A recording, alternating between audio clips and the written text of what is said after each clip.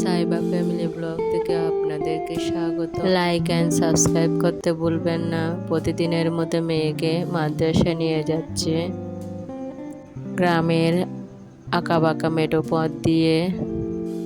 এই মেঠো পথ দিয়ে গেলে অদ্ভুত একটা প্রশান্তি লাগে সবুজ দেখার কারণে। দুই পাশে সবুজ ঘাস আর শান্ত পরিবেশে মনটাকে ভালো করে দেয়। আমরা মাদ্রাসায় পৌঁছে গেছি, বাচ্চারা খেলা করতেছে। ছেলে আমার বাইরে আসতে পারলে অনেক হ্যাপি হয়। আমি ওকে মাদ্রাসায় দিয়ে কিছুক্ষণ থেকে ঘরে চলে যাব। এখনো সময় হয়নি, তাই ওরা একটু খেলা করতেছে, অনেকে বাইরে খেলা করতেছে। আমি এখন ঘরে চলে আসছি, চটপট খিচুড়ি রান্না করব বাচ্চার জন্য। এই তো আমি পেঁয়াজ দিয়ে বেরেস্তা করে নিয়েছি। এখানে আমি বোনা খিচুড়ি করব, তাই একটু তেলে ভেজে নিচ্ছি সব কিছু। ভাজা শেষে একটু লবণ আর হলুদ দিয়ে দেব। এইভাবে খিচুড়ি রান্না করলে আমার বাচ্চাটা মজা করে খায়। আমার চাল ভাজা শেষ, আমি এখন গরম পানি দিয়ে রান্না করে নেব। অন্যদিকে আমি আজ শুটকি দিয়ে বেগুন রান্না করব, তাই শুটকিগুলো আগে পানিতে ভিজতে দিছি যেন তাড়াতাড়ি পরিষ্কার হয়, ভালোভাবে পরিষ্কার হয় মতো শুটকি পরিষ্কার করে নেব। অন্যদিকে আমার খিচুড়ি রান্না শেষ, বাচ্চাকে খাওয়াতে বসে গেছি। ও অনেক মজা করে তৃপ্তি সহকারে খাচ্ছে। বাচ্চারা খাবার খাইলে কেন জানি মায়ের এত শান্তি লাগে কেন, অনেক ভালো লাগে, অনেক শান্তি লাগে মনে।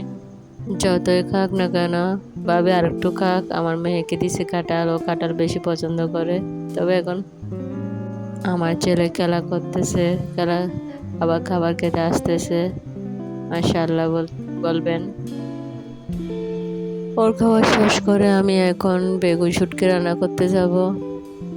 এই তো এরপর চলে আসছি আজকে আমাদের দুপুরের রান্নার আয়োজন, বেগুন শুটকি।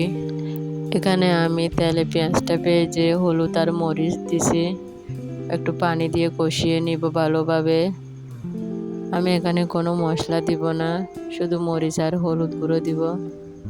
এইভাবে চট্টগ্রামের মানুষরা প্রায় 90% মানুষ বেগুন দিয়ে শুটকি রান্না করে।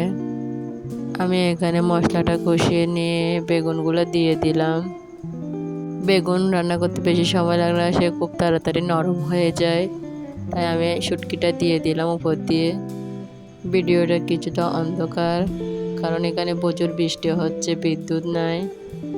কয়েকটা কাঁচা মরিচ দিয়ে আমি ঢাকনাটা ঢেকে দিব।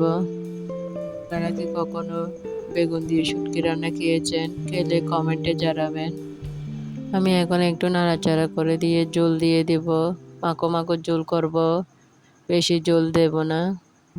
বেগুন শুটকির গন্ধে ঘর ভোঁ ভোঁ করতেছে। ধনিয়া পাতা দিয়ে নামি গরম গরম ভাতের সাথে বেগুন শুটকি যেন অমৃত। আসলে অনেক স্বাদ হয়েছে, বলার বাহিরে। আলহামদুলিল্লাহ, অনেক মজা হয়েছে। আমি এখন বাচ্চাদের জন্য বিকেলে ডিম দিয়ে পাউরুটি টোস্ট করব। একটা ডিমে 1 চামচ চিনি দিছি, একদম ভালোভাবে মিশিয়ে নিছি, ভালোভাবে যেন চিনিটা গলে যায়। আমি 3টো পিস পাউরুটি নিলাম, তো এখন গিয়ে দিয়ে তেলে ভেজে নিব। অনেক স্বাদ হয়েছে, ও মাশাআল্লাহ ওরা এগুলো খাইছে। এটা সবচেয়ে অনেক সহজ লাগে আমার।